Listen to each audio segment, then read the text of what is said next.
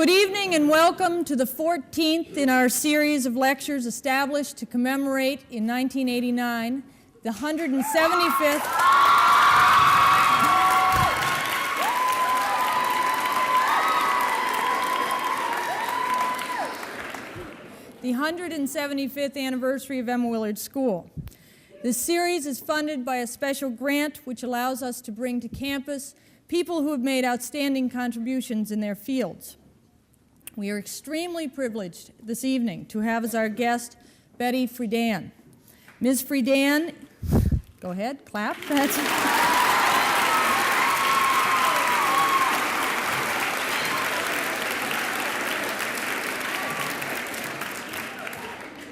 Ms. Friedan is widely recognized as the individual whose writing launched the feminist revolution of the 1960s. The women's liberation movement has resulted in significant change in opportunities and equality for women in the home, education, and workplace. Ms. Friedan was a founder of the National Organization for Women in 1966 and later the National Women's Political Caucus. The author of several books, including The Feminine Mystique, It Changed My Life, and The Second Stage, Ms. Friedan received in 1975 the Humanist of the Year Award, in 1982 the Author of the Year Award, and was named by Esquire magazine as, quote, one of the 50 Americans who made a difference in the last 50 years. She has acted as a guest lecturer and visiting professor at some of this country's leading teaching institutions. Most recently, she has been a fellow at the Institute of Politics, Kennedy School of Government, Harvard University, and research fellow at the Center for Population Studies at Harvard University. Tonight, she will be speaking to us on women's rights, past, present, and future. After tonight's presentation, there will be time for questions from the audience, to be followed by a reception for members of the Emma Willard community in Sage Living Room. Copies of Ms. Friedan's books are on sale outside this auditorium, and she has graciously said that she will autograph those. As many of you know, February 23rd marks the 200th birthday of the founder of this school, Emma Hart Willard. She was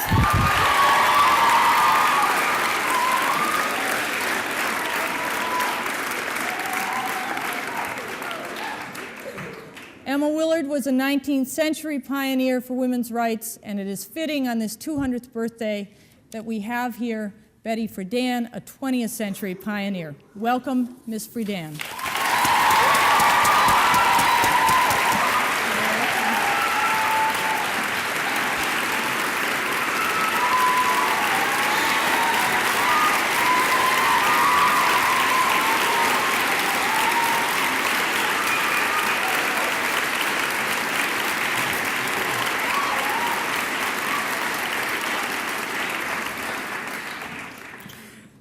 Well, thank you for your generous welcome.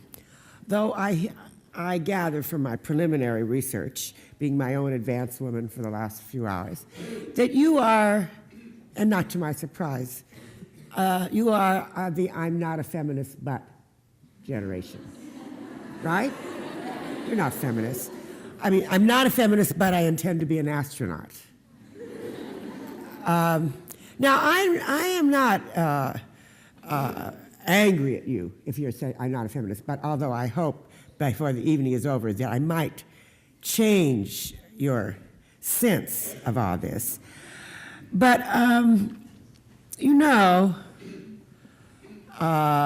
you were born about the time, some of you after the time the modern women's movement exploded. You have grown up as the part of the world you live in is, well, let me put it this way. How many of you have ever worn a girdle? Well,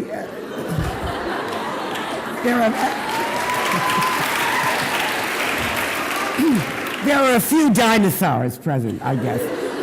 But you laugh, so at least you know what a girdle is. But in case you don't know what a girdle is, I'll tell you.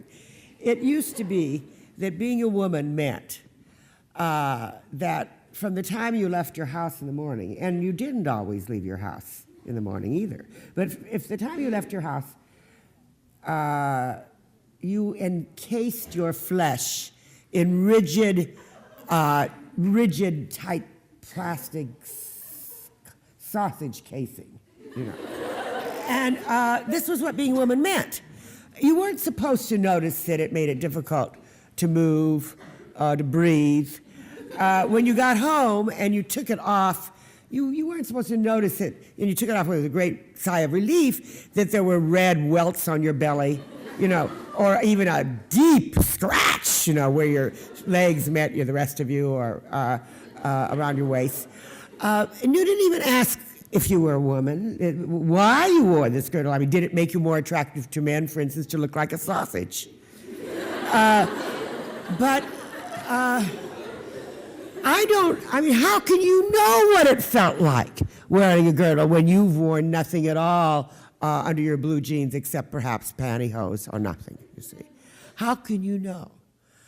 How can you know what it felt like being a woman when being a woman meant you wore a girdle here, and you wore a girdle here, and you wore a girdle here, and you wore a girdle here, to say nothing of here. But that is what being a woman meant. At 200 years ago, when Emma Willard was born, I mean, that is literally what it meant.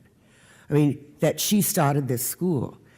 She would only started this school because of a tragedy, her husband's loss of fortune, forced her for survival to do something to make money. And she knew that women had minds and that they should be educated, because women were not educated, were not expected to be educated either in public education in high school, or they were not admitted to colleges.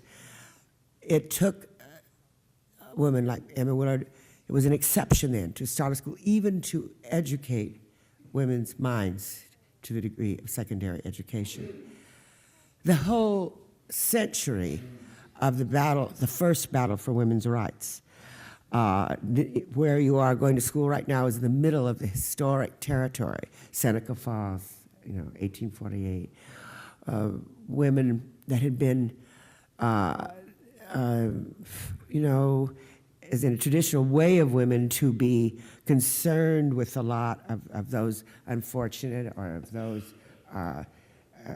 women were not concerned with themselves, but for instance, there were ministers' wives and other pious women who were very concerned about slavery. And when they went to an anti-slavery congress in London, and they had to sit in the balcony and they were not given a chance to speak, they came home and in Seneca Falls had their first Congress to Declaration of the Rights of Women.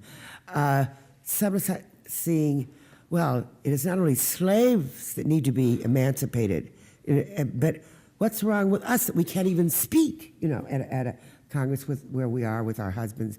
And they said in that first Declaration of Women's Rights, Seneca Falls, all the things of value in this society are restricted to men, are only for men. And they said, we should have the rights equally with men. And there was a 100-year battle from the time when Emma Willard was born, and this school was started, until 1920, when women won the vote. There was that 100-year battle, for the first battle for women's rights in this country, and it was going on elsewhere too, in England and in some of the European countries.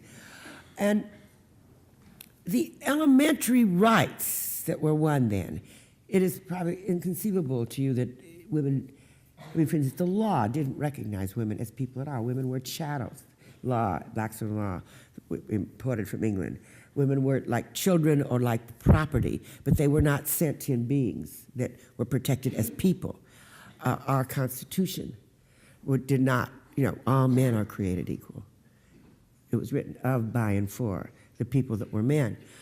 It took a battle. And the focus of that battle for 100 years was the elementary right of participatory democracy, the right to vote. But there was the battle, and New York was a pioneer, state of New York, for married women to have even control of if they earned, or even of the property they might inherit from their fathers.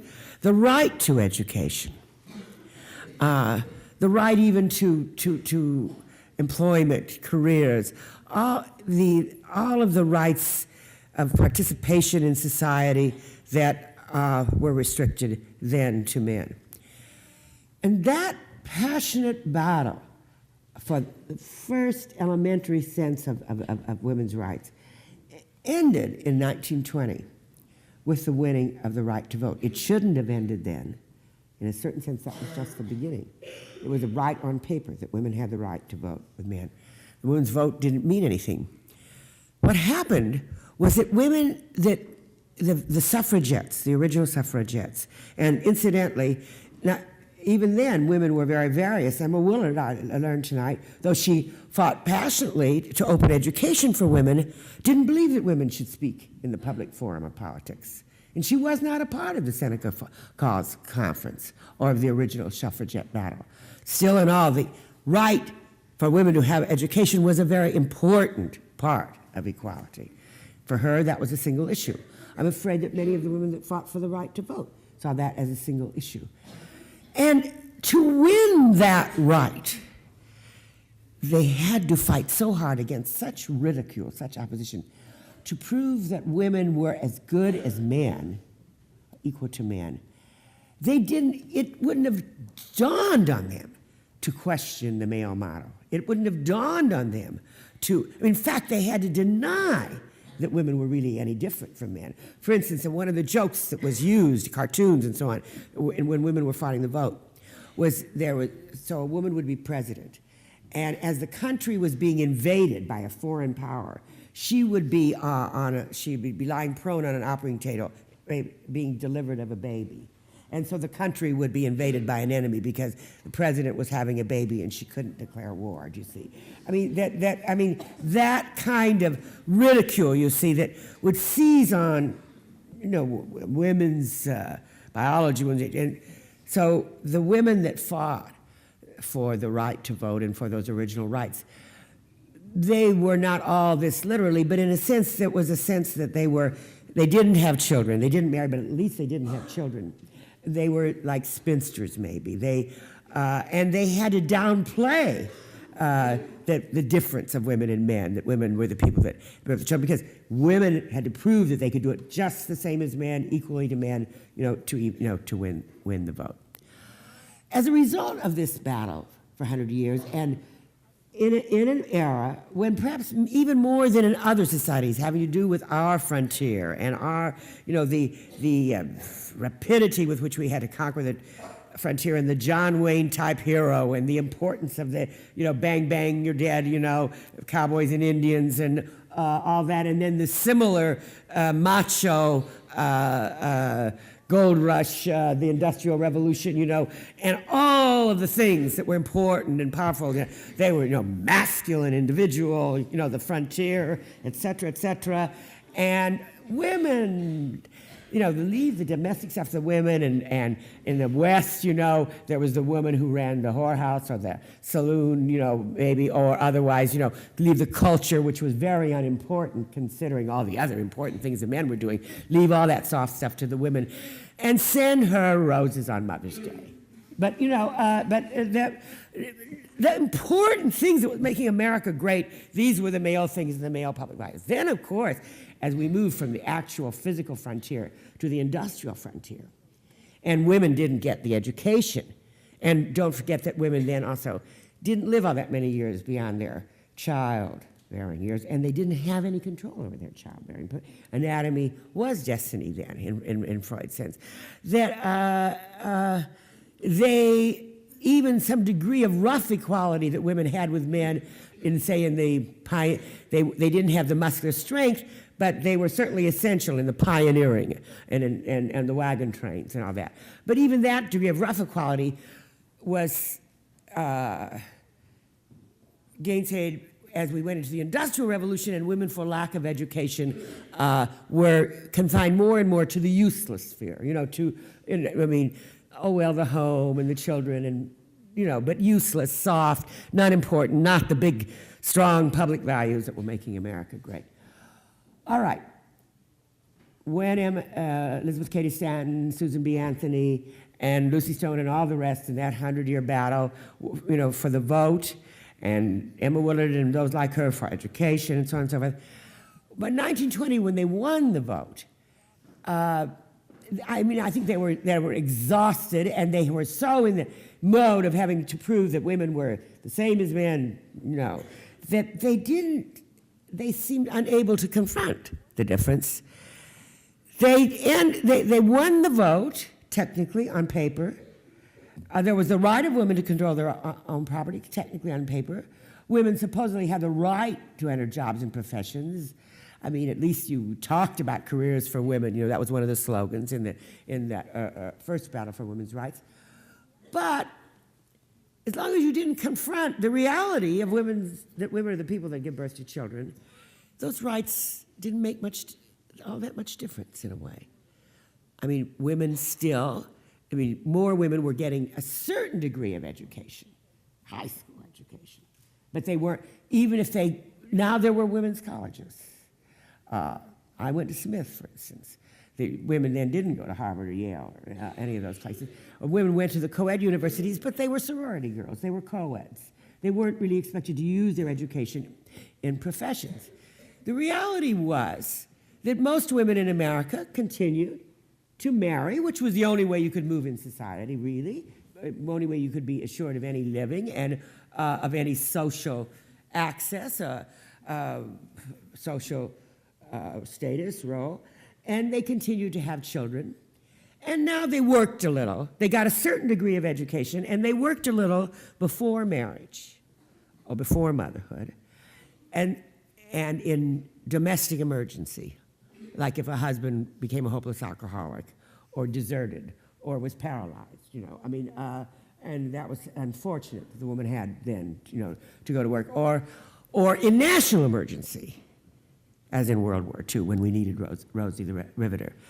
But the majority of women worked a little before marriage, didn't expect to have professions, had children, and a few women who didn't marry for the most part and didn't have children went into, as freaks, as exceptions, went into professions.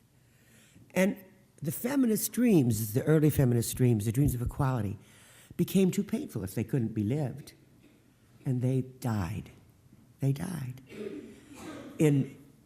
By the time I came along, after World War II, I was fired from a newspaper job, which I had during the end of the war. I lost one job because the veterans came home from the war, and they were entitled to the jobs back. But then I got another job. But I was fired when I was pregnant with my second child. And that was unfair because I was one of the best, I was probably the best writer on the staff, and I had done my job well. And I went to the union, and the union said, well, I said, this is not fair. And they said, well, it's your fault, you got pregnant. And we had no, word for sex discrimination. You say I'm not a feminist, but I probably had never even heard of the word feminism, even though I had had a very good education at Smith, because by the time, by the mid-40s, the whole history of that first 100-year struggle for women's rights had been virtually buried in consciousness with what I later called the feminine mystique, a kind of the Freudian popularization of Freud that was taking place in the US gave a new sophisticated gloss to some of the old ideas that were ingrained, if you will, in the patriarchal Judeo-Christian tradition of women being somehow less than full people, women being something sort of childlike, that women's place in the home. Now with a new kind of Freudian gloss, feminine fulfillment was not the same as human fulfillment. Woman's destiny, woman's fate, woman's definition. After World War II, in the 40s, when your mothers were coming of age, was solely in terms of her biological role. solely, woman defined solely in her sexual relation to man as man's wife, mother, housewife, server of physical needs, husband, children, home.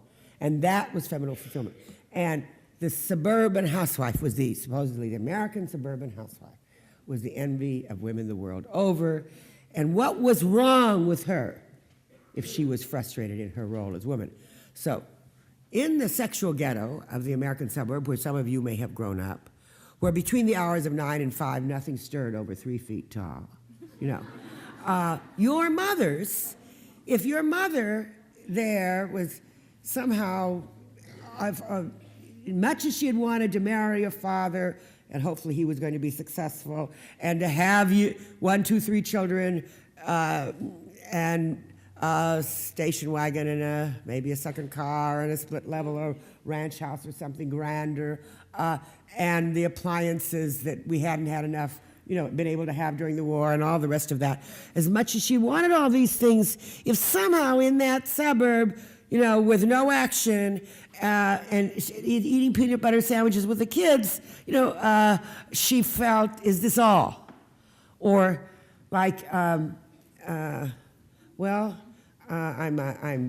BJ's wife, I'm Junior and Janie's mother, but who am I? Like some sense of who is she as a person, that the world was going on without her, and if she didn't have an orgasm, throwing powder into the dishwashing machine, or waxing the kitchen floor, something was wrong with her.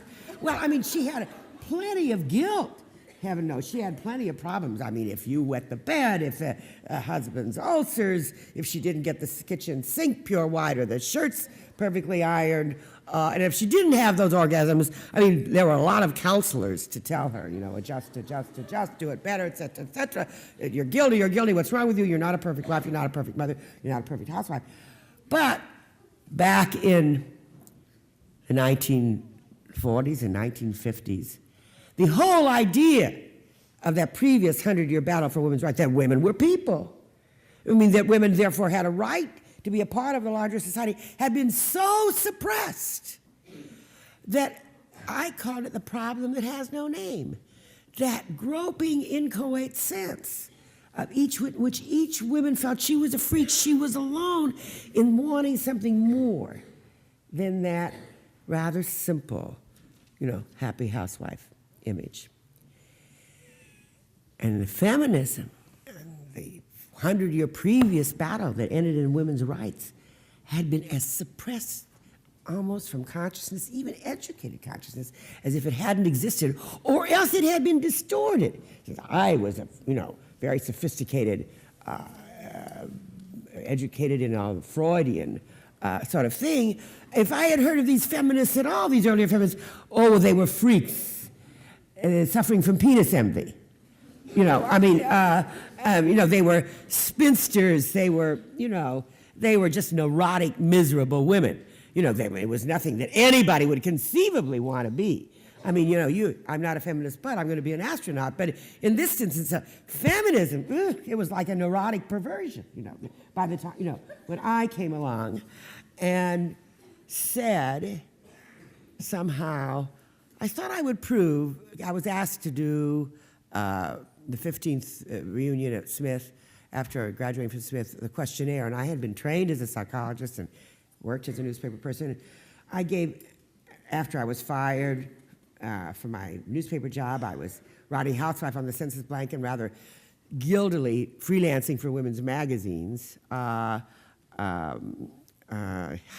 it in the suburb I lived in, like secret drinking in the morning, because none of the other mothers, that I had carpools with for dancing school for my kids and so on, none of them, were working, and, it was just, you hit it, it was like women were supposed to exist so completely within that definition of feminine mystique that was solely husband, children, home, that the woman, and there were increasing numbers of women that were somehow working outside the home to pay the mortgage, the children's tuition, whatever, but they were supposed to feel guilty about it, as if somehow they were neglecting their own femininity or undermining their husband's masculinity or somehow neglecting the children who, in the Dr. Spock era, were thought to need, complete 24-hour attention of the mother, or they wouldn't grow.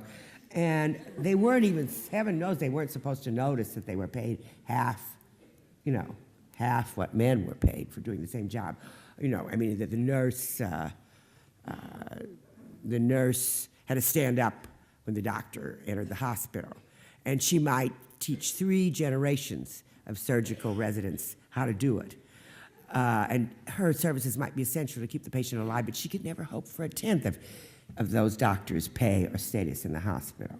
And women were supposed to be the secretaries and run the office, but they never could hope to be executives.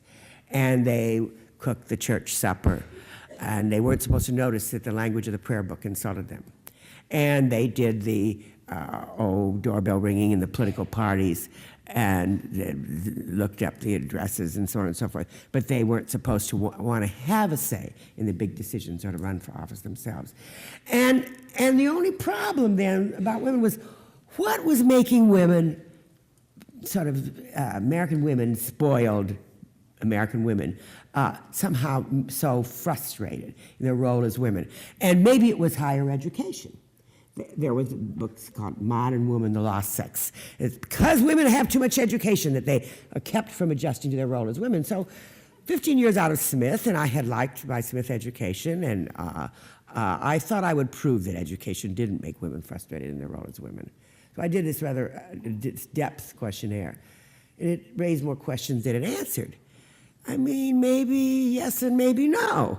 But somehow or other, when I was doing that questionnaire, and I went to this reunion, and I was interviewing some seniors then, and I'd say, well, what courses are you passionate about? Because when I had gone to Smith, the life of the mind, I came from Peoria, Illinois, and it was wonderful for me to have the life of the mind suddenly, and we got really passionately excited about modern European history, or the Russian novel, or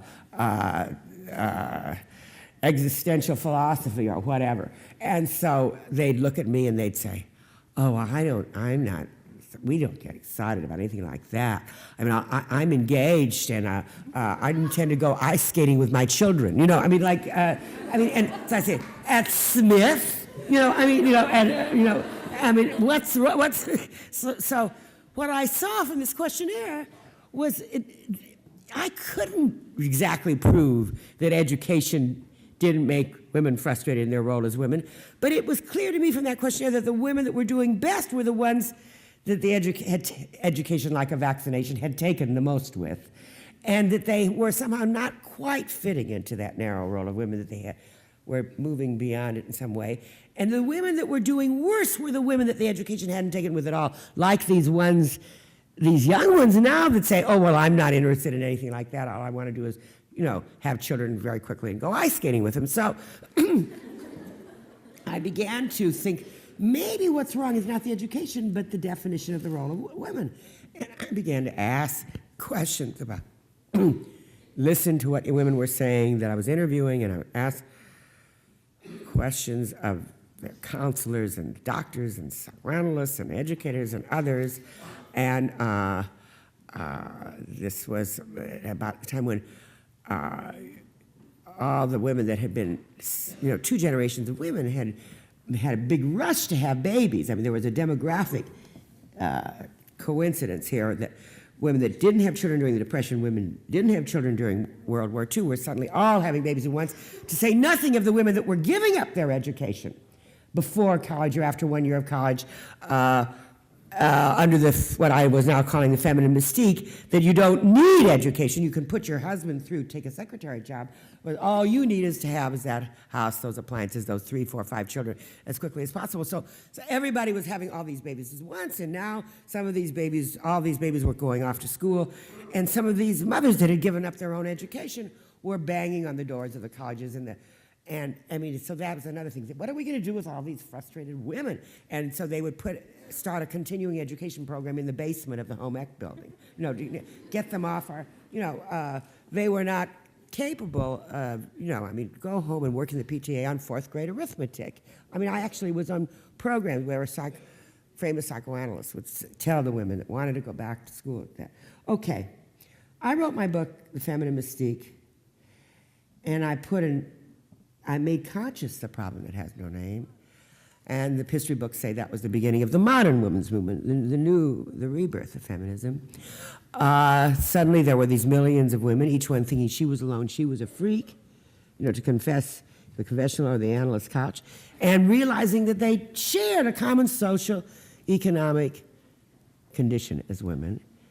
And the problem that has no name, instead of being the personal guilt, once you said woman or people, once you broke through that feminine mystique that defined you as something less than people, only a servant of husband, children, home, then you can claim your American and human birthright, the equal opportunity to participate in the valued activities of the society, to earn the right to have your own voice in the decisions of your society and of your destiny, the right to write your own name, to define yourself as a person. And there was an enormous liberation that just in realizing that you shared this condition, that you weren't crazy in wanting to be a part of your society and wanting to use your abilities. And we began to take the girdle, off a bit, and nobody burned a bra. That was simply some sort of a historical psychic coincidence, we didn't burn bras, but we did, shall we say, get rid of some psychic girdles. And we began to let it hang out, and we began to move a little more freely and to take ourselves seriously as persons. And then, this is just the same way with an earlier movement where first they could see injustice in terms of the slaves and then applied it themselves. We took a lesson from the black civil rights movement, and we very quickly saw that just conscience raising, just staring in the mirror, just moaning and groaning, just having commissions on the status of women and giving reports was not going to get us anywhere, and that we needed a movement the way the blacks had to change society and to break through the barriers that kept women from moving as full people. And in the feminine mystique, and even in the preamble to Now, which is the flagship organization of the modern women's movement, which I helped start and I wrote the statement of purpose, I at least was aware that either or, that somehow that first 100-year battle for women's rights stopped in some way in the fight for equality, so in a way that didn't enable the women who were the people that gave birth to children to have the things that most Americans still wanted, marry, have children, so on, but also to move into society. And that at least in this modern women's movement, even from the beginning, there was a sense that there would have to be a profound change in society for women to have real equality. But the name of the game was Women's Movement for Equality. I mean, it was not a strange, esoteric philosophy. It was simply the American ethos, equality of opportunity, human freedom, value of the individual, the dignity of the individual applied to the people that are women. And in the beginning, in the modern women's movement as in the past women's movement, we fought for equality according to the male model. What else could we do? Everything outside the home was man's world. And when we began, women moved in that world only as freaks, only as exceptions, or did the menial housework. They were the invisible people in the office. And I think we saw, and saw rightly, that the issue had to be joined in terms of equal economic opportunity, equal employment opportunity. It seemed a fluke almost. That what really started the women's movement was that by almost a joke, in Title VII of the Civil Rights Act of 1964, which said equal employment opportunity for the blacks, won by after the March on Washington of the blacks. As a joke, Howard Smith of Virginia added sex discrimination. That race discrimination will be illegal in employment, and sex discrimination. And the Congress probably had to be adjourned for the guffaws of laughter that this adding sex discrimination caused. And there were just a few women then in Congress. Martha Griffiths of Michigan and Maine. Margaret Chase Smith. Right. Or in the Senate. You know, she was the only one. And they and the other women said, they were so furious at this laughter. And, you know, some of them crying with anger, but they're going to make those men stop laughing. And they somehow, there was no women's movement then, there was no women's vote that anyone took seriously then, but the very, just almost the implicit threat of the vote of 50% of the population that we're going to make you vote, roll call on this, and you're going to be voting against women. So they left it in. They left sex discrimination in Title VII. But it wasn't going to be enforced. They said the first Equal Employment Opportunity Commissioner was in fact Franklin Roosevelt Jr., I think. And he at press conference, he said, well, Commissioner, what are you going to do about this sex discrimination? And he'd say, oh, ha, ha, ha, I guess we'll have to let men be Playboy bunnies. You know, big joke. Nobody was going to enforce it. And they were about to issue a decree that though the law said you couldn't have discriminatory advertising, you could no longer advertise help wanted black, help wanted white. It was all right to advertise help wanted male for all the good jobs and help wanted female for maid, laundress, secretary, and gal Friday, as long as you had a little disclaimer up in the upper corner saying everybody that advertises here is an equal opportunity employer. But I was beginning to discover a virtual feminine underground in Washington and in the labor union and so on, that where it saw the travesty here, and that if this law was not enforced, if this disclaimer was permitted, that the law would not be enforced, and that there somehow was a chance that we had to join the issue on equal opportunity in employment. And I was free. I had, after all, written a book about women and gained a certain amount of fame for it, and I was invited to the White House when they needed, you know, sort of a good housekeeping seal of approval on things. But I couldn't be fired. This was the end of the McCarthy era, when the women in Washington that were even, you know, the underground feminists could be fired if they did anything, you know, political at all, especially, you know, women. I mean, nobody did anything about women. So everybody started screaming at me or calling me up in the middle of the night, some of the old suffragettes that were still alive, you know, and saying, you go to the White House and tell the president that he's got to, you know, get this law enforced, or you hold a press conference and so on. And I'm not an organization woman. I didn't even belong to League of Women Voters because I thought that these tea parties were sort of useless. And but I mean, I got sick of all this. So I said, all right, I'll come to the meeting of the commissioners on the status of women. And all the commissioners on the status of women were being summoned to Washington by Lyndon Johnson to have tea and cookies in the Rose Garden of the White House, and then to be sent home, all disbanded. They had made their reports. The reports are going to be filed in bureaucratic drawers, and nobody was going to do anything about women at all. And the one law we had about equal opportunity in employment was going to be treated as a joke. So I said, all right, I'll get myself into that meeting as a reporter, and maybe these commissions on the status of women could act to insist that the law, Title VII, be enforced. And if not, there will be women there from all over the country that can maybe, if we need an NAACP for women, we could get it started. So they met in my hotel room, and there was a wonderful black woman, Polly Murray, who was then at Yale Law School and then later became an Episcopal priest. And she and I were sort of convening this thing.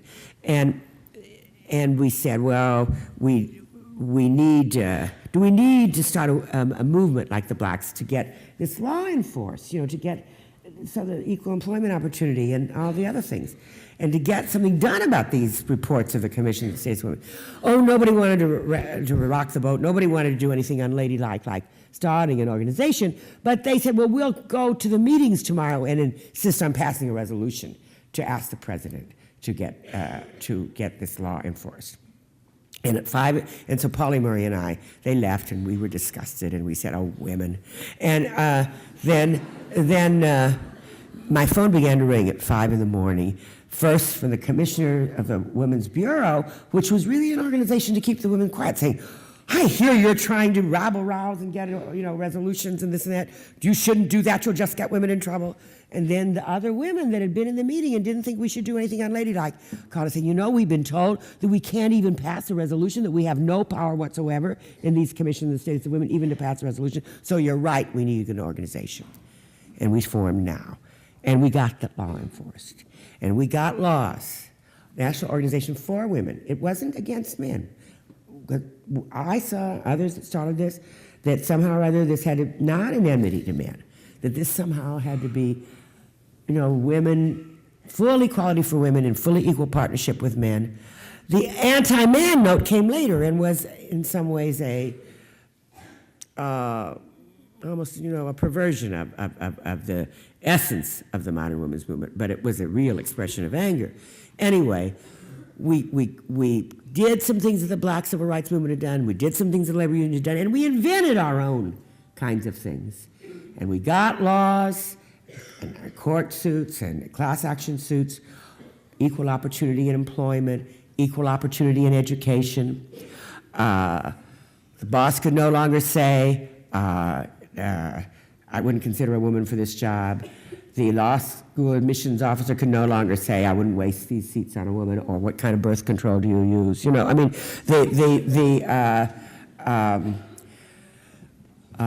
got laws on equal credit. Before the credit card was in the name of the man, and even if the woman had been earning, even if they were divorced after 15 years, even if hers had been the primary income, she had a terrible time getting credit or a mortgage, on her own.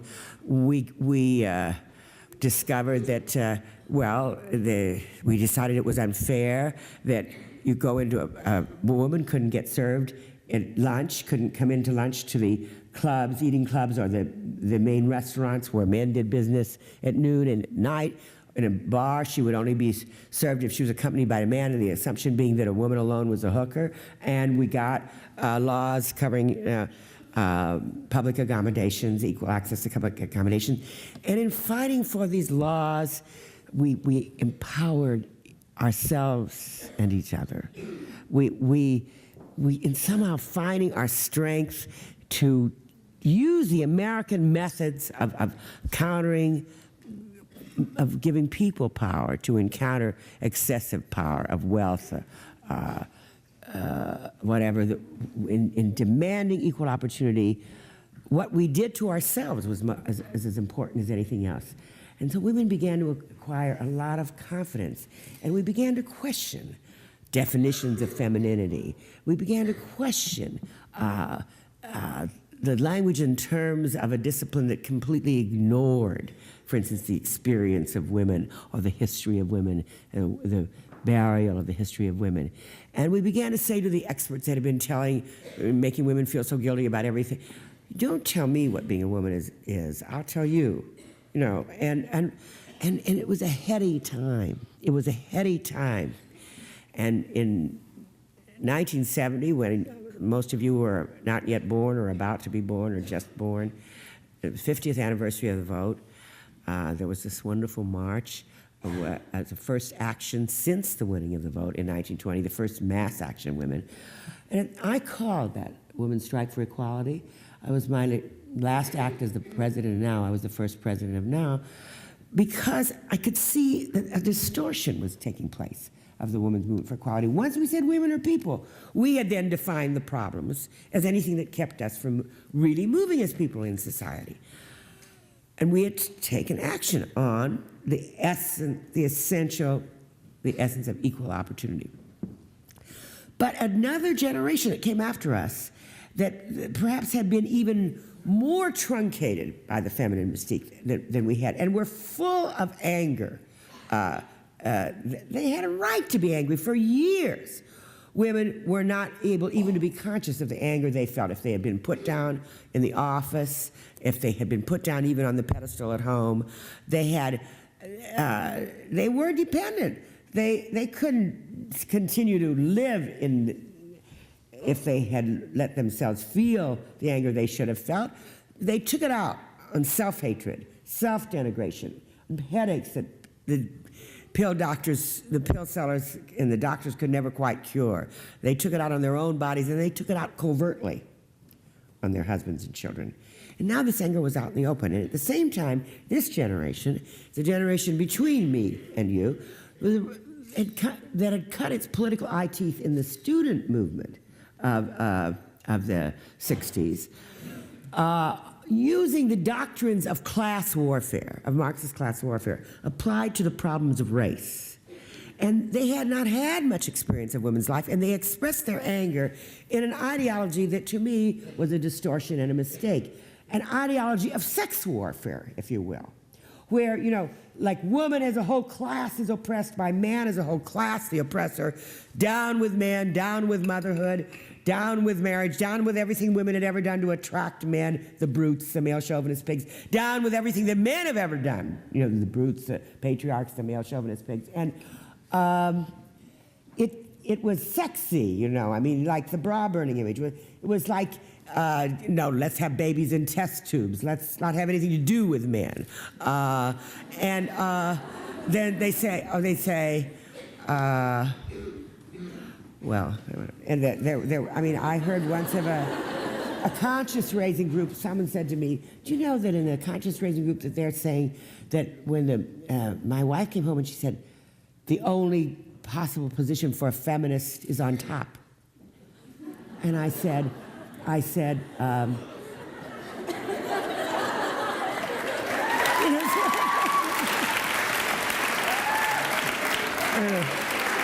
perhaps one shouldn't use such examples, but surely you're at least 15, but anyway. There was a lot of silliness.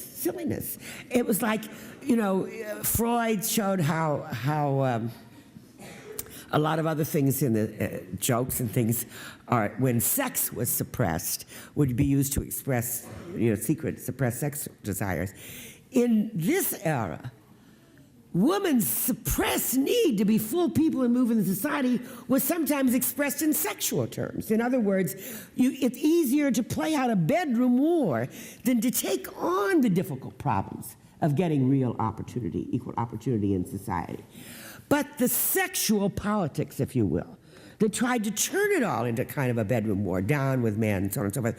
I mean, if you see in my intermediate book, It Changed My Life, which was my own experience in the women's movement that I was also helping to lead, that it wasn't right somehow. There was something there that was diverting our energies, and in fact, if really played out, would have been impossible.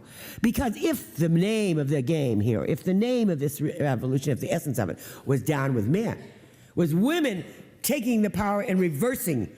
Well, first of place, it was impossible. I mean, what are you going to do about the Pentagon? You know, you couldn't have done it. Men had all the power.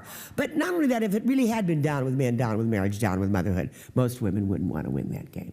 I mean, it was just denied. It denied that element of extremist or feminism, extremist sexual politics, if you will, denied the reality of the human interdependence, interconnectedness of women with men. Biologically, psychologically, emotionally, and even economically. And it wouldn't work. I called the Women's Strike for Equality to get it back, focus on the real issues, which were equal opportunity in the society.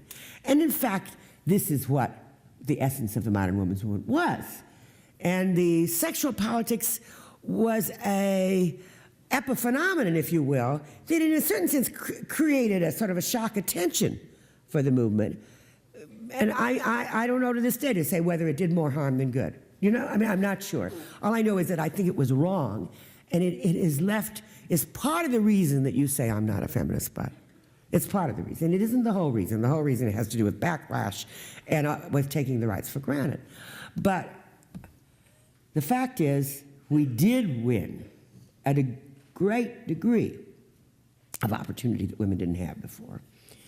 By our marches, by the class action suits, by, for instance, the executive order that we had to say that any institution or company with a government contract that is guilty of race discrimination or sex discrimination, that, for instance, has half the students women, but no women with tenured faculty positions, had better take some affirmative action to end the situation or they can lose the government contract. And that was a powerful weapon. Or the class action suit, for instance, whereby women in CBS or women in the New York Times or women in Time magazine who you got out of Smith or Vassar or wherever, you could get a job as a researcher. You could do all the work for the story and all the reporting. You would never get your byline on it. You could never be an editor. And the class action suit. And as a result of those suits, and as a result of the marches, and as a result of the conscience raising, women began to have a completely different view of this. On that day, August 26, 1970, when 50,000 marched on Fifth Avenue, even the male chauvinist sports writers wrote in some columns, all women looked beautiful that day. All women looked 6 feet tall that day. It was so exciting being a woman suddenly, you know? You felt so, and you could like yourself and you could like other women, and it wasn't that everything that men did was the only important thing. Suddenly women were really changing history and discovering the heady thing of discovering their own strengths and beginning to articulate their own experience. Now, in the modern women's movement, as in the suffragette battle, we had, in fighting for equality in the beginning, only the male tools. And in a sense, we fought under, I know that you've all heard Carol Gilligan, we fought under the strict rights model, you might say. We needed to, we had to have access to employment and to earning power. We had to have, the woman's vote only began to mean something a few years ago, by 1980, when women were really beginning to earn and to take themselves seriously as people and to have psychic independence, which always requires a degree of economic independence. Then and only then did women begin to vote a little differently from men. Otherwise, nobody paid attention to women's vote. Women were expected to vote the way their husbands did. We needed all these rights. It is important today that there are perhaps slightly higher percentage of women in college than men. At least it's equal. It is important today. Women are nearly 40% of the medical school students. They are 40% of the law school students. They are 60% of the theological students in Protestant and Judaism. And I think if the Catholic Church is to survive, the nuns that are now demanding the rights to be priests will get that right. Women are 60% now of journalism students. Women are astronauts. When we were beginning, when the first years of now, I remember going to see the heads of NASA and being told, of course women can't be astronauts. What would we do about the bathroom problem? Somehow the bathroom problem, Phyllis Schlafly, how could equal rights amendment, well, what, are you going to have go to bathroom with men? The family bathroom, and before everybody got so affluent, there was only one. But anyway, so I remember there was Jane Hart, who was the wife of the senator from Michigan, and said to me, to make him explain to you in plain English what he means. You see, like the bathroom problem would prevent women from being astronauts. Space, the original Sputniks, the space rocketry, even today, if you have the technology to put a man on the moon, don't you have the technology to have a slightly different wiring system, for the male anatomy and the female anatomy? They don't have bathrooms on those things anyway. In other words, there was a lot of silliness, and then they got over the silliness, and you now have women as astronauts, and they die as astronauts too. We had finally this milestone in the battle for women's rights a little over 10 years ago, when the Supreme Court in Roe versus Wade recognized that the right of the woman to control her own body, her own reproductive system, and to decide when and how many times and whether to bear a child was as basic as any right that was in the Bill of Rights or written into the Constitution of, by, and for the people that were men. And that was a very important decision.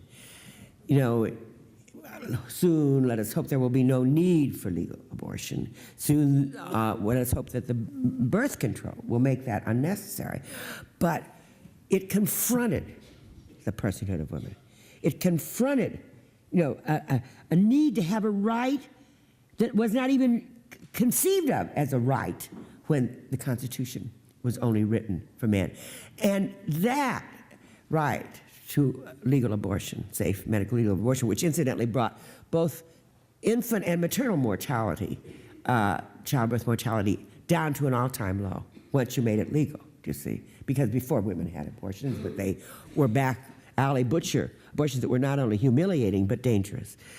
An unwanted child lives, and an unwanted child often does not live.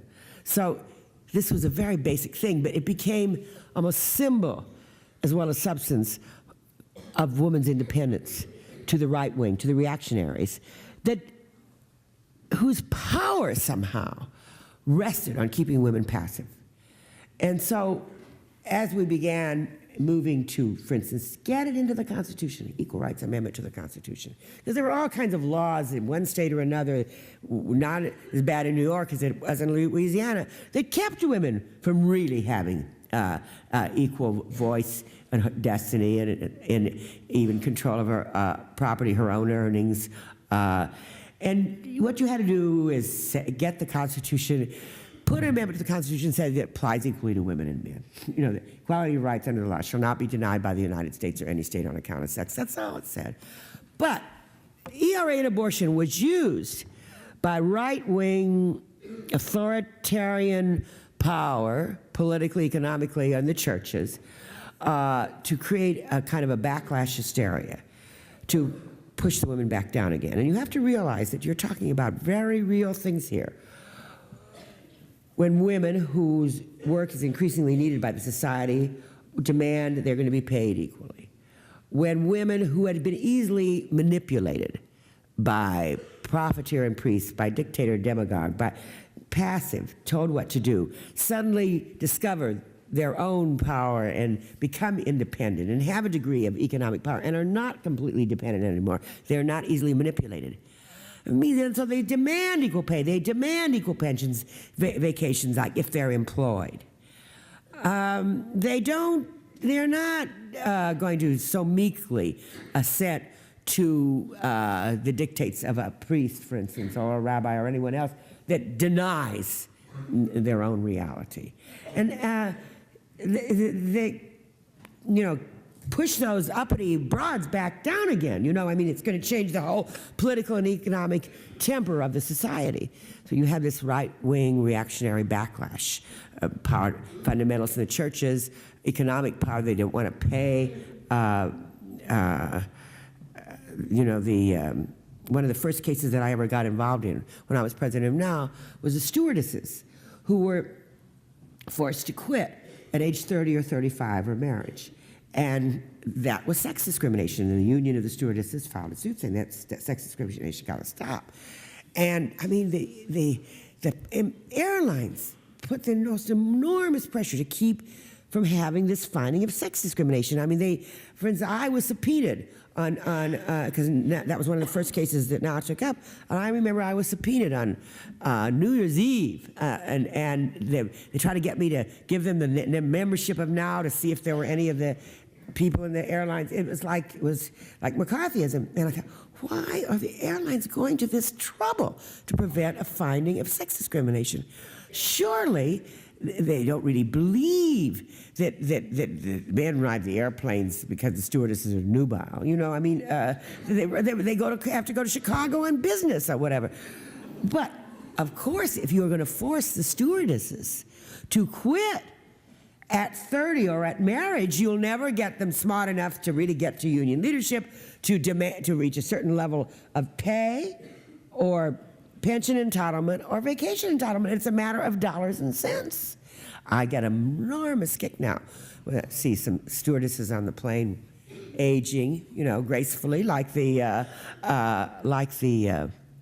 pilots. And I even saw one.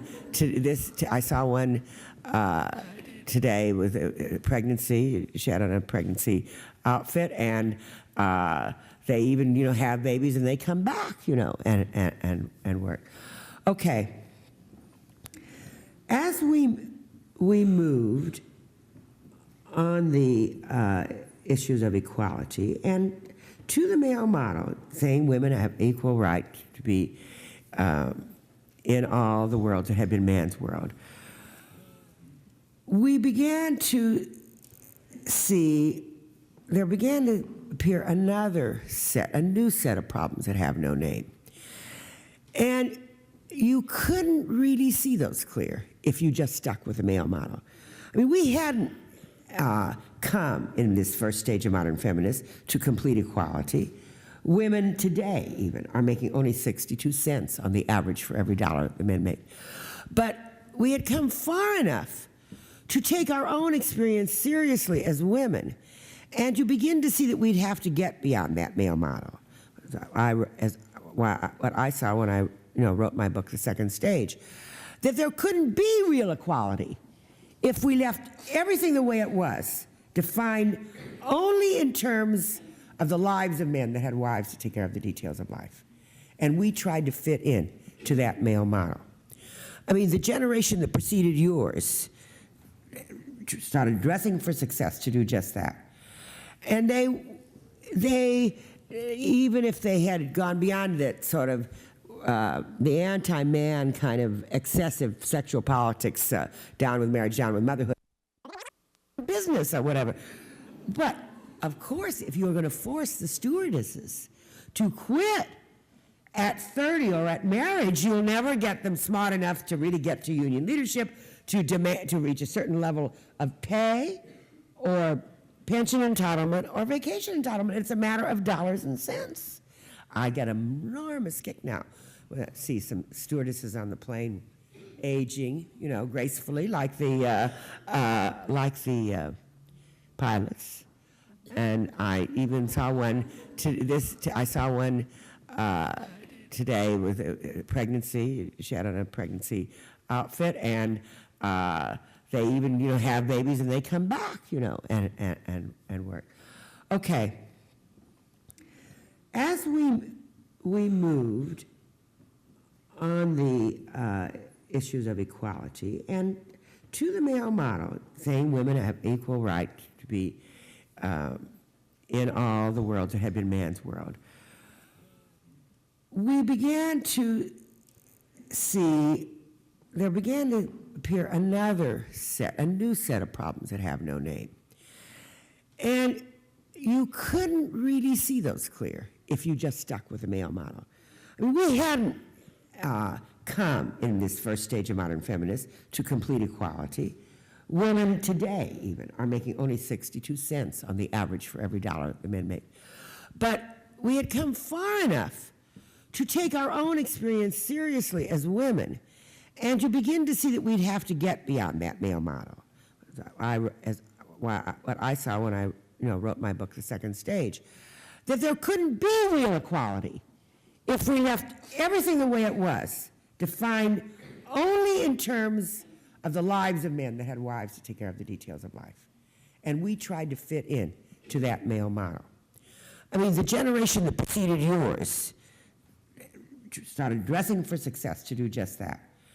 And they even if they had gone beyond that sort of the anti-man kind of excessive sexual politics, down with marriage, down with motherhood, that made a lot of headlines about 8-10 years ago, but was not, I think, was a diversion, was a epiphenomenon, was not the essence of the thing. But even if they were not in that sense opposed, they were. Now women are earning. They know that in an 80-year lifespan they're going to have to move in society in other ways than just marriage and motherhood. And they have the opportunity to go into professions, and all these professions are defined in terms of men. So you have the dress for success, superwoman kind of image that we're just beginning to come out of, where the suit of the young, successful, yuppie, and the little sort of bow tie and imitation sort of white, a fedora and a wonderful alligator briefcase or whatever, and postponing having kids because how, you know, how can you buck for partner in, or, you know, residency, medical residency is 36 hours in the hospital, 12 hours out, whatever it is, 24 hours out. Postpone and postpone. And then a kind of a malaise. Oh, you have the kid finally. And even now we see a new role for family, a new role for man is we're going to have equal opportunity in the home as well as the workplace. And we go beyond the, you know, the man helps, you know. Well, he wears a chef's hat and a cute apron and makes a barbecue sauce for the hamburgers while she cleans out the toilet bowl.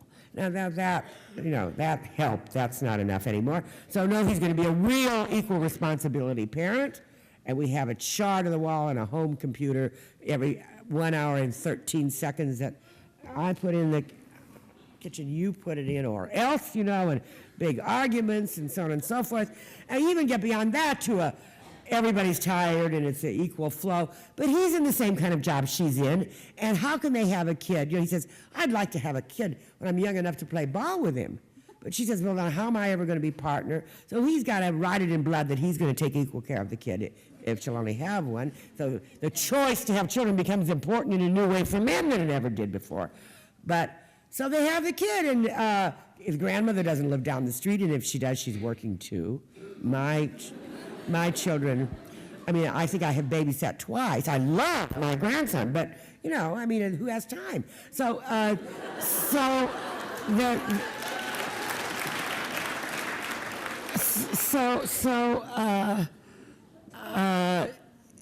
then you have right-wing backlash. Let's get those women home again. And then you have some beginnings of, well, I mean, how can I put it all together? Have it all. Remember, have it all. And so there's an implication about if you want to have it all, that you're selfish. You know, that nobody says have it all about a man who's gets the best job he can find and also is going to have kids and so on. That's just leading a complex life. That's man's right, you know, whatever. But for a woman, having it all. But the fact is that there's a new mystique, you know. Even superwoman, can she really have it all in a workplace based on the lives of men that had wives to take care of all the details of life when she's not going to have such a wife, much less be one, do you see? And a family, a home that is still designed in terms of the women of the past, of the feminine mystique, that were supposed to find their whole power and their whole identity in the perfectly run home, the perfectly controlled children, which they do all by themselves, and they have all the time in the world to do it. And if she tries to be super mom at home and superwoman at the office, and she doesn't have a girdle anymore, but she has an exercise class, you know, I mean, there just isn't, so there's beginning to be this malaise, a new kind of problem that has no name. The women's movement, if it is going to insist that, well, we not only want equal opportunity with men, but it's got to be the same as men, there's something wrong. So we have to move what I call the second stage, where we move beyond the male model, where we see, well, women haven't even achieved complete, literal, economic or any other kind of equality with men, but they never will according to that male model. But at least we move far enough to have the education, to have the professional skills, to really begin to articulate our own experience and put some values from female experience into the model. So that's where I think we are now. Now, I am not joining this by every other feminist, but we are also at a point now where we realize that feminism itself is pluralistic, that it's no longer a single image of Eve, a single face of Eve. But I and many others are saying, we have only come part of the way. We had to do that. We had to fight for equal employment opportunity, equal educational opportunity, strictly, literally. Break through strict, literal sex discrimination. But now to really live equality, we have to go further and remodel, restructure the job, the professional advance, and even the practice, perhaps, of the discipline of the profession. Even the images of it, the definitions, now will be based on female experience as well as male. Carol Gilligan, book in a different voice. You know what she found? That the moral development. Philosophers from Plato, Aristotle, down Freud and beyond have always said that women are lacking in a sense of justice, that women are incapable of moral development to a really grasp an affirmation of the purest concepts of, for instance, justice.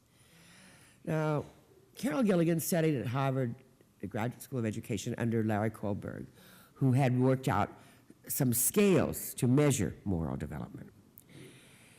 And sure enough, Larry Kohlberg found that women did not achieve the same heights of purity of moral development on the comprehension or the affirmation of abstract principles of justice that men. Carol Gilligan said, let us measure moral development in terms of real life situations. How you would respond in the situations where your principles of justice or any other moral characteristic are really tested. And in working out such scales where blind, independent judges would measure the responses, men were not somehow capable of the complexities, the tuning, the responsiveness to the complexities of life that moral judgments entail. That women reached a dimension of moral development that men who were stuck at some abstract win-lose, black-white, linear model never even could achieve. So you could see that the scale, which was based only on this male definition, missed something. Every field. I have had the luck to sit in on some sessions of women theologians, Catholic, Protestant, Jewish, where they are working not only with the language of the prayer book so that everything is not just, man, in the actual literal language, but concepts of spirituality that relate to life as it is lived, do you see? Not some abstract thing divorced or separate from life. There was a recent law case that went to the Supreme Court.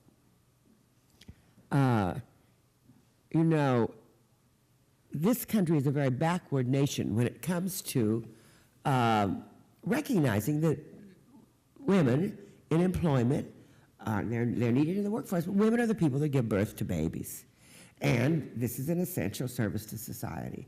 So other countries take that into account, and they have policies of parental leave and paid and unpaid, and you keep your job, and they have child care, and they even sometimes have family allowances.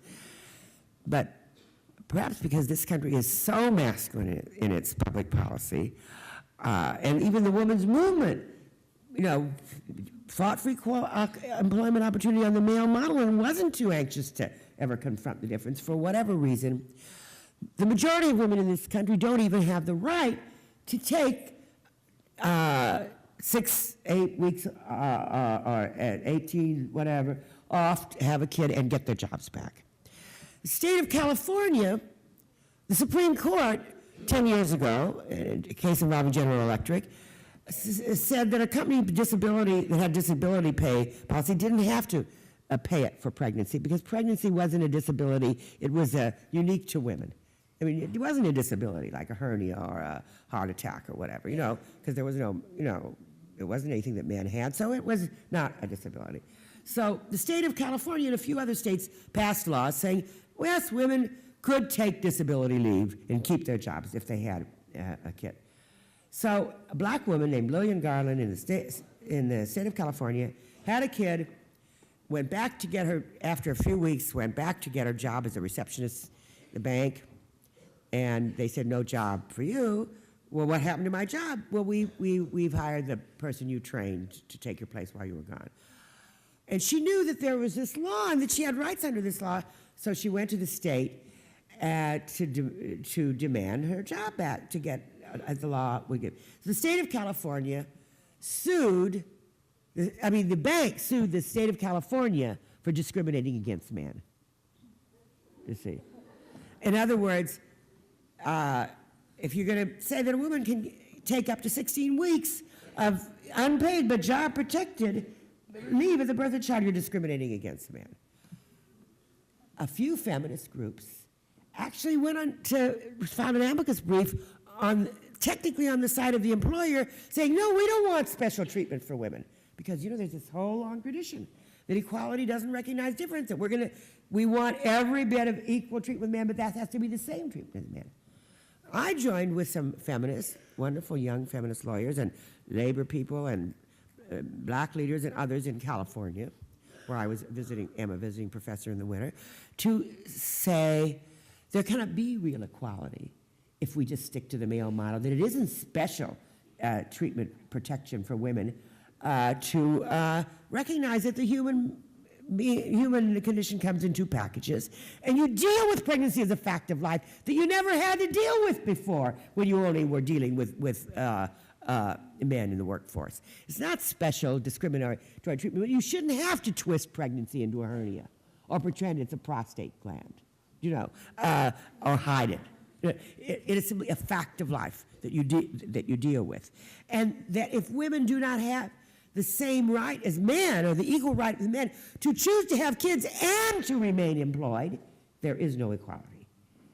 And mirabile dictu, the Supreme Court, in a very landmark ruling last month, an opinion written by Thurgood Marshall, said that women must have equal right with men to have families and to remain employed.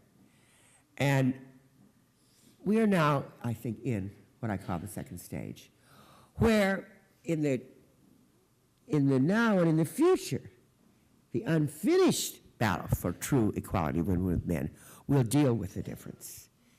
Deal with the difference concretely, structurally.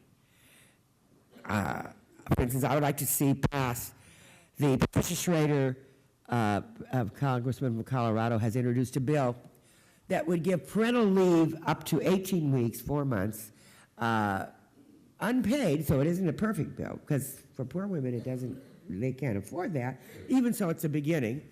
Job protected, you can't lose your job, take up to 18 weeks at the birth, adoption, or serious illness of a child, and for women or men alike, as well as the serious illness of a parent or personal medical disability. Now, this is a second stage.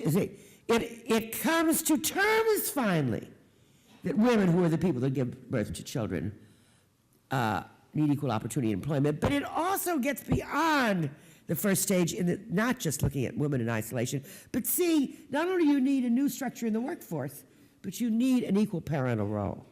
That even though in the beginning certainly more women would take that leave than men, nevertheless, you want to say that there's going to be a different kind of parenting now. That we have those polarized sex roles. And maybe that was the best way for survival, when women didn't live much longer than the child-rearing years, when the work of the society did require great muscular strength. Then you polarize men to the sort of dominant win-lose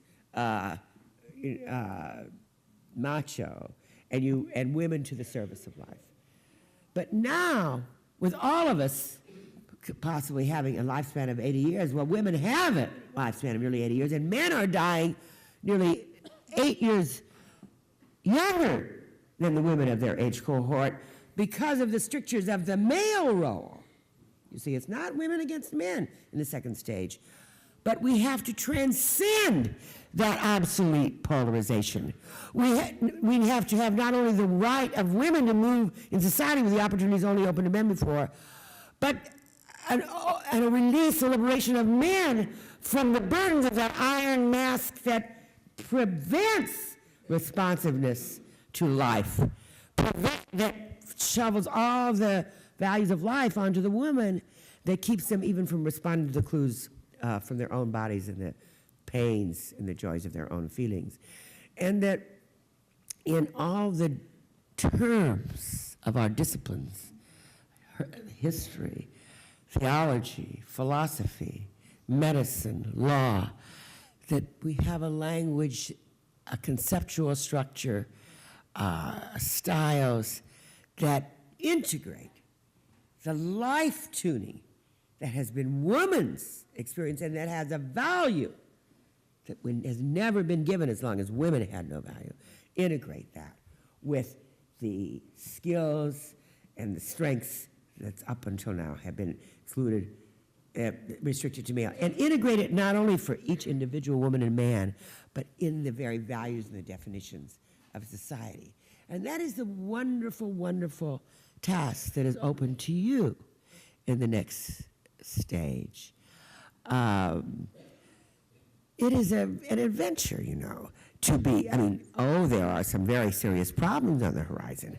There's the backlash that would push women back, and I assure you that if for lack of seeing the possibilities of evolution, we get locked into an either-or again, and you see some covers of Fortune or Newsweek that says corporate, executives' guilt, or no, the women are going to leave their corporate jobs and go home and stay home full-time with the kids because, there isn't enough child care in this country. And there's not been a serious child care bill since one authored by Walter Mondale was vetoed by Richard Nixon in 1971. It isn't easy for superwoman, supermom, even at the upper end of the economic scale, to have it all and to be a good parent, a good mother, even with husband sharing, not helping, and also to advance in a male-defined profession. But to go back home again, to perpetuate another round of either or, another swing of the pendulum, and then to have, having now some dangerous neo-feminism, not only the outright backlash, but, books like A Less Life, The Myth of Women's Liberation, you're using the real problems to say go home again, or Smart Women, Foolish Choices, or the infamous Yale-Harvard study. If you're not married by the time you're 30, there's only going to be one man for every 10 women, and if he isn't gay, he's going to be afraid of aggressive women. So repent of your uppity ideas, repent of your notions, go home, and then grab the first male you can find with appropriate, organs, and forget you ever thought of anything else. If you did it, if your older sisters did it, with a taste of life without the girdle, it would be far worse. It is an adventure, to be, there are some very serious problems on the horizon. There's the backlash that would push women back, and I assure you that if for lack of seeing the possibilities of evolution, we get locked into an either-or again, and you see some covers of Fortune or Newsweek that says corporate, executives' guilt, or no, the women are going to leave their corporate jobs and go home and stay home full-time with the kids because, there isn't enough child care in this country. And there's not been a serious child care bill since one authored by Walter Mondale was vetoed by Richard Nixon in 1971. It isn't easy for superwoman, supermom, even at the upper end of the economic scale, to have it all and to be a good parent, a good mother, even with husband sharing, not helping, and also to advance in a male-defined profession. But to go back home again, to perpetuate another round of either or, another swing of the pendulum, and then to have, having now some dangerous neo-feminism, not only the outright backlash, but, books like A Less Life, The Myth of Women's Liberation, you're using the real problems to say go home again, or Smart Women, Foolish Choices, or the infamous Yale-Harvard study. If you're not married by the time you're 30, there's only going to be one man for every 10 women, and if he isn't gay, he's going to be afraid of aggressive women. So repent of your uppity ideas, repent of your notions, go home, and then grab the first male you can find with appropriate, organs, and forget you ever thought of anything else. If you did it, if your older sisters did it, with a taste of life without the girdle, it would be far worse than it was for the original women the housewives that I interviewed in the suburbs 25 years ago. Can't go back home again in that sense. But there does have to be a new kind of home. There does have to be a new kind of workplace. There does have to be an evolved thinking of the women's movement. The women's movement now, you can't even look at it the way you did 20 years ago. It's in the society. The traditional women's organizations, the League of Women Voters, the Junior League was key in getting the parental leave bill, the AAUW, the church women's groups, the Catholic nuns, they're all feminist in their agenda now, the agenda of equality. And they take women seriously, even in their volunteer roles, and their volunteer roles have a new importance in the society. The feminist groups are alive and well, and I think they will be if they move to the second stage. And then in addition, there's the new networks of the new girl networks, the new networks in each profession. Women got together just to get into the executive suite, to give them support, but now know that they have to refurnish it. There has to be a new sense on your generation of the challenges ahead. Not only the concrete challenges of parental leave and childcare that will make it possible to have it all, but the wonderful challenge of putting female experience into every field, every discipline, to unbury the buried dimensions of women's history and the values of women's experience in every discipline. The dimensions of creativity that are possible when women can take themselves seriously as artists, and not either or, whether you're going to be a serious artist or you're going to have kids, but even taking the experience of life that has been unique to women and using it in the art. The possibilities of love and marriage when women don't have to manipulate and play games or have that buried hostility, when women can choose, exultantly choose, as well as wait to be chosen. Even the possibilities of a sexuality that is an affirmed human sexuality that it's not possible, to have a joyous sexuality when you don't feel good about yourself as a person, as a woman. So then it became accepted that sexuality for women was either non-response, frigidity, or it was masochism. That was considered normal female sexuality. Now that women are able to get their energies out and use their energies in society and feel angry when they have to, but get beyond where you're just in a state of continual suppressed rage, which is, I think, a lot of women, even those with plastic smiles, used to be in, then there can be a kind of a freedom, a joyousness about sexuality that has only been contemplated up to now. Anyway, it's yours. You had better stop saying, I'm not a feminist, and you've got to say, I am a feminist, and I'm going to move to the next stage.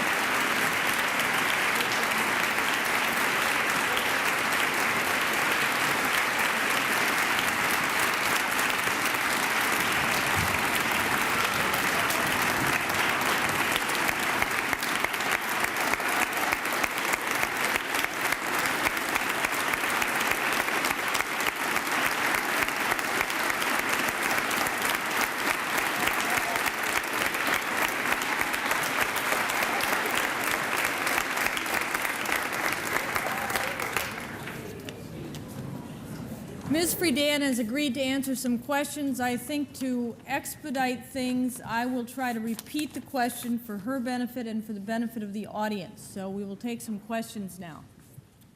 Down here, Prathama. You've talked about now in the United States, and I understand it's very active in the United States. What is it doing on an international level, especially in third world countries? The question asked what NOW was doing on an international level, especially in third world countries.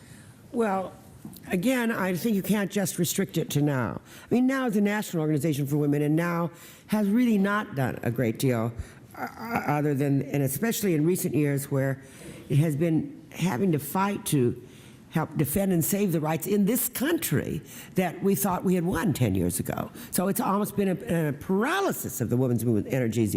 Reagan defeated the ERA, Reagan tried to take, the Reagan administration, the fundamentalists tried to take away the right to abortion. They are removing these social programs that are so essential to women and eroding the machinery at home for enforcing the laws on sex discrimination in employment and education and the like, removing the executive order on government contracts, removing the weapon of the class action suits.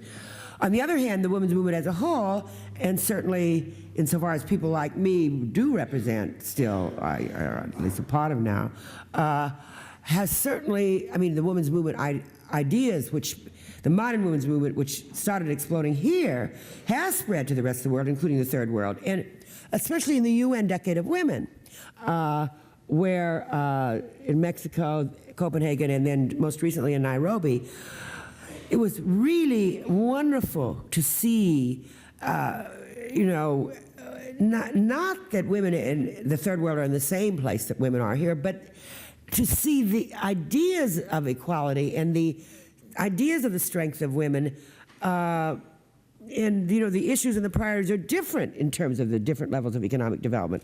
But to see how the commonality of women in Latin countries, in African countries, where we were in Nairobi last year, and in the advanced countries, and you know, in a country where literacy, where you know there was a party line in effect 10 years ago, very much pushed by neo-fascists and authoritarian communists and others that didn't really want the women of the third world to have ideas of equality.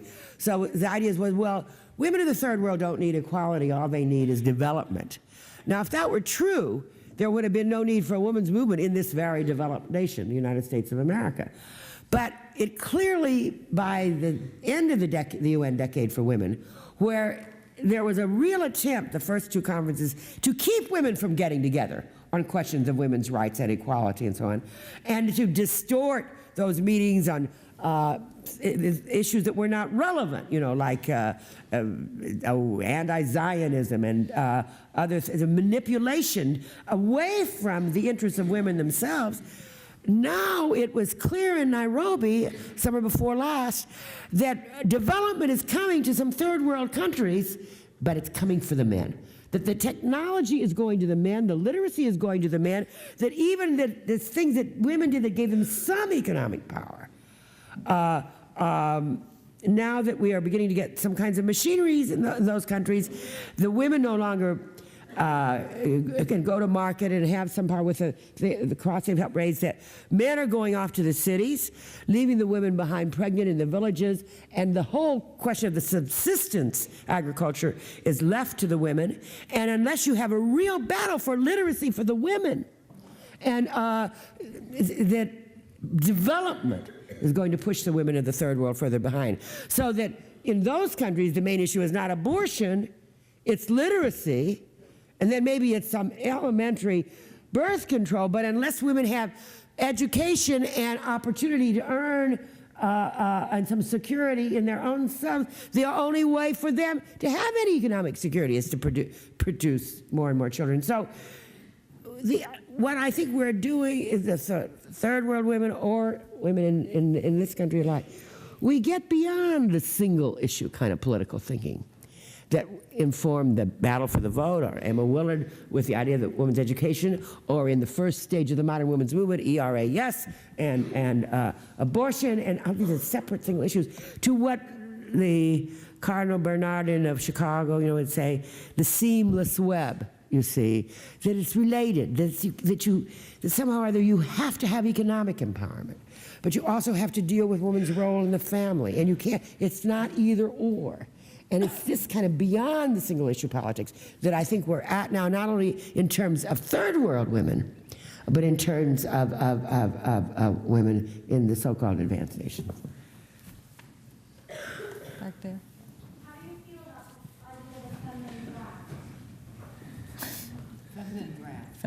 How do you feel about the idea of a feminine draft?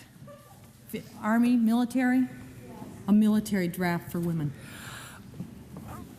Well, as a woman, as a person, as everything I am, I'm absolutely, the idea of a war that in this era could always be a nuclear war and destroy all life on Earth. It is something that my values are profoundly against. So you do not will not see me marching on the street saying, draft the women. You know, I mean, neither will you see me marching on the street saying, draft the men. If there was ever such a thing as a necessary draft for the defense of the nation, of the society, there is no reason for women to be exempt on the basis of sex. And in my book, The Second Stage, there is a chapter where I went as a consultant in West Point when women began to be admitted, and I saw how even in this situation, that somehow when you transcend that polarization, it isn't safe anymore, do you see? It isn't safe anymore for the future of life, the evolution of life, the survival of the human species, to specialize women just to the service of the human race in terms of the values of life, and free the men to play games with those nuclear weapons, because all life will be destroyed. That somehow, you know, if there are going to be risks of war, if there's got to be military service, you put women and women values right in there. But at the same time, those values of life have got to be now the men's as well, or the whole planet will be destroyed. So there is a way of that question is a deceptive kind of a question that you cannot give a simple answer to. You have to answer it in terms of all your values. Over there. Where did you earn your BA and what field did you major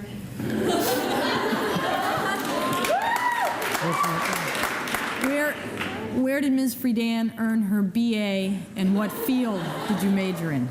Let's see, I am BA summa cum laude in psychology from Smith.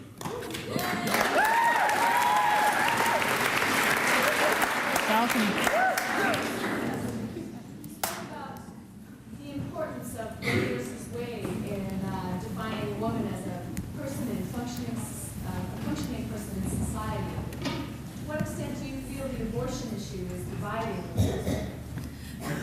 Ms. Friedan spoke about the importance of Roe versus Wade in defining the women in society, and to what extent does the abortion issue divide the feminist movement? I don't think the abortion issue divides the feminist movement.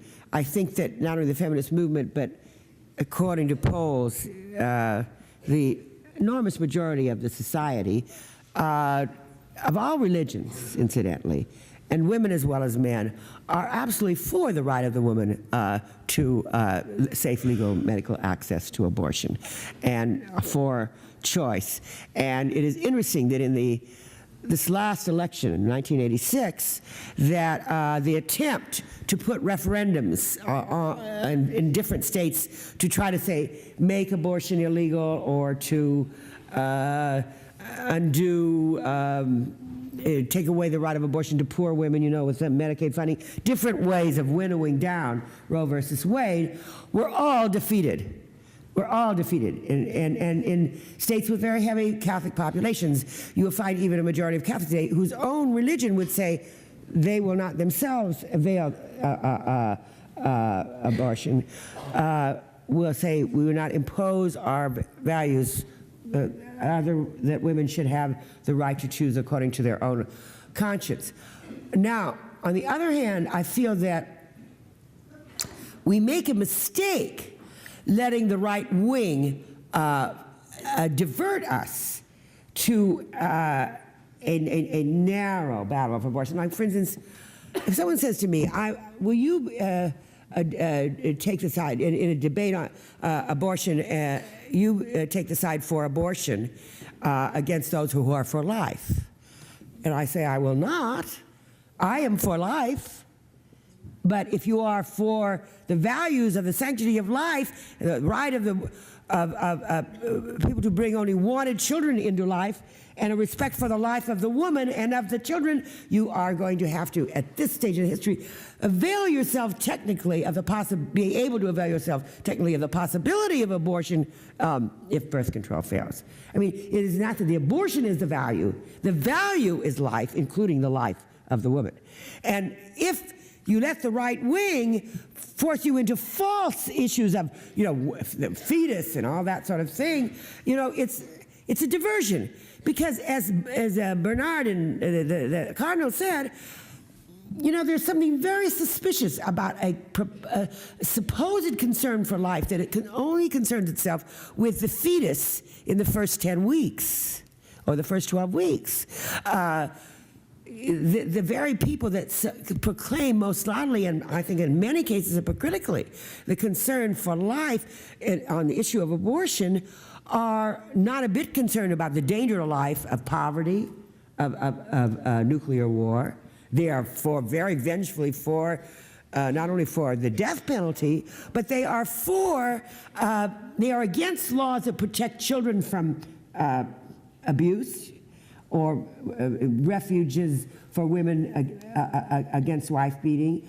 So, it is a seamless web.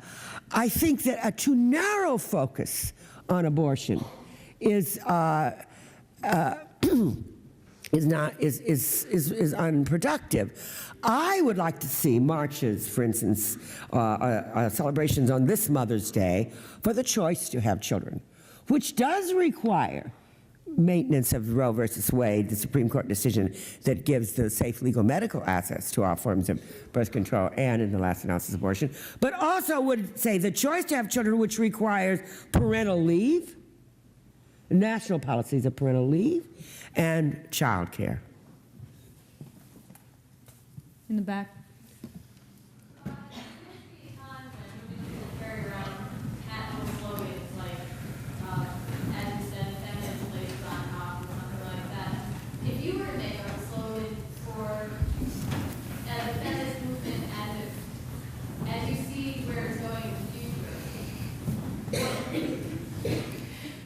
There used to be a time when the feminist movement had pat slogans such as "Women on Top." If you were to make up a slogan today to carry the feminist movement through the next few years, what would it be? Oh, my. Well, first of all, I would say beyond the male model. I mean, I find myself saying variations of that all the time. Something... And I can't do this on demand, like put it all into a single slogan. But there's women and all the diversity. But then I find myself doing things like women, and then you put the parentheses around the man. In other words, it's not women against men. It's it's the next stage. The trouble is if you say words like human liberation, it seems almost too vague. There was a very necessity for a very specific step of women's liberation, and that isn't finished. Because you don't have real equality when you still have a male-structured world. So you do have to get on with the second stage. But when you get on the second stage, it seems to me it's more and more going to be in terms of men as well as women, and of the female values, beyond the male model of values of life, espoused in a new way by men as well as women. And, if I say human liberation, the trouble is it isn't specific enough, and yet I suppose if you insist, that's what I'll say. Thank you. I was wondering, now that, our generation is starting to come into adulthood, our generation is going to have a lot of pressure from the women to be superwomen, and I wonder how do you think that our generation will react to this? As the student generation enters adulthood, this student generation, and the pressure is put on them to be superwomen, how do you think they will react? Well, I see something interesting happening, for instance. There's a glass ceiling now. You see women getting to a certain point, a mid-level in employment, then they don't get any higher. Or they leave and they start their own businesses. You know that more new businesses are being started by women now than men? So what's this glass ceiling?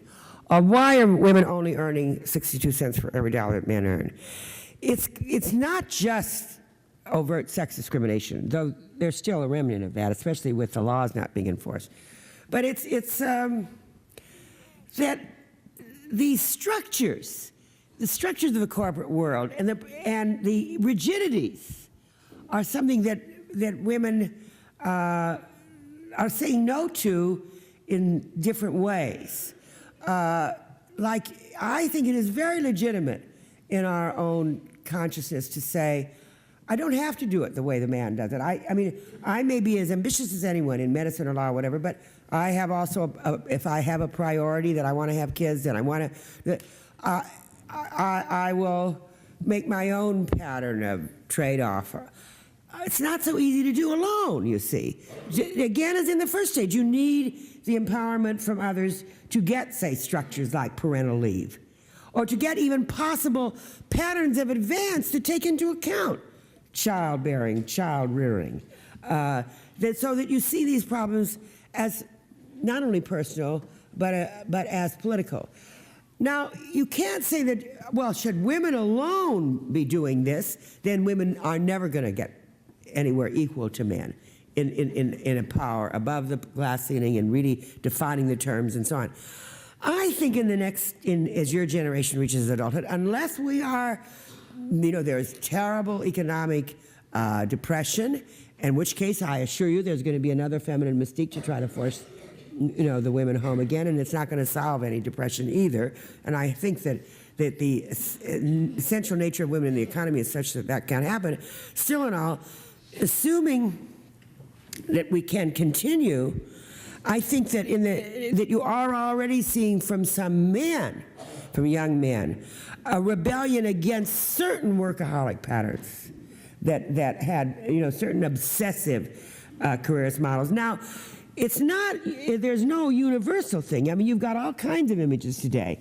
You have Rambo, macho, and you have those, what did I read, that 67% of the Yale graduating class want some hideous job of investment, analyst or something in Morgan Stanley or some firm like that, which turns them into human robots, and so for 5 or 10 years they'll make a lot of money, but they won't ever get out into the daylight, and they won't be able to have any relationships or anything like that. I think that was an excess of yuppiedom I trust that fewer women would buy than men, but that even men are not going to buy it. Especially, they're all going to be arrested, the way things are going, But so that there may, it all may be crumbling, you see. The Reagan Empire is crumbling. The emperor wears no clothes.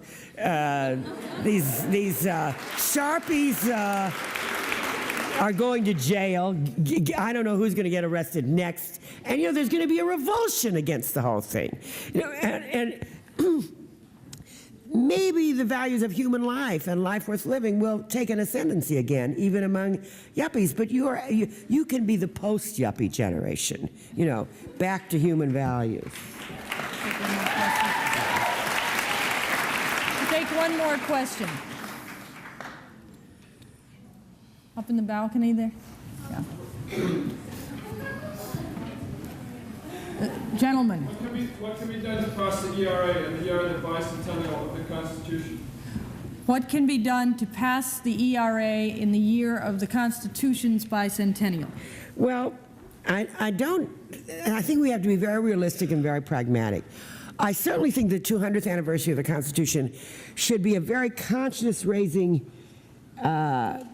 that schools like this and other places that are, do consider women people, have got to use this 200th year to say, look, this Constitution does not protect women equally with men. It could be, probably will be the basis for reintroduction of the Equal Rights Amendment. But I don't see a state-by-state campaign for the Equal Rights Amendment in the abstract until it is a real political possibility. In other words, the first, we have to elect a government that is responsive again to the will of the people. And when we do that, if the real concerns of women, not the Equal Rights Amendment, yes, but also the concrete concerns of child care, parental leave, and the like, if, for instance, the Democratic candidate, whoever he or she may be, will really make those issues political priorities, you know, that will help that candidate get elected, and with a new kind of government then back again responsive to the will of people, I think we will get the Equal Rights Amendment, but not as an abstraction. I mean, it will come organically when we stop this backsliding and the backlash that we have, you know, been subject to, and we reassert the values and the interests and the movement again of women and men.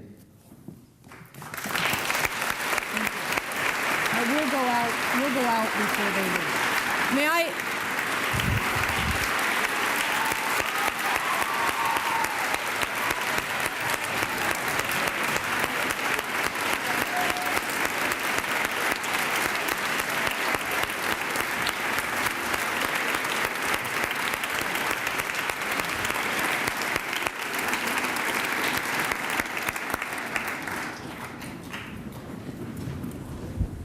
May I remind members of the Emma Willard community that there is a reception following, and may I ask or tell you all that there are books out in the foyer of this building, and Emma Willard students who purchased your books earlier this week, feel free to bring them to the reception. Ms. Friedan says she will kindly autograph those, and now I will lead her through the crowd, and I would ask you please to remain seated until we get to the outside of the hall. Thank you.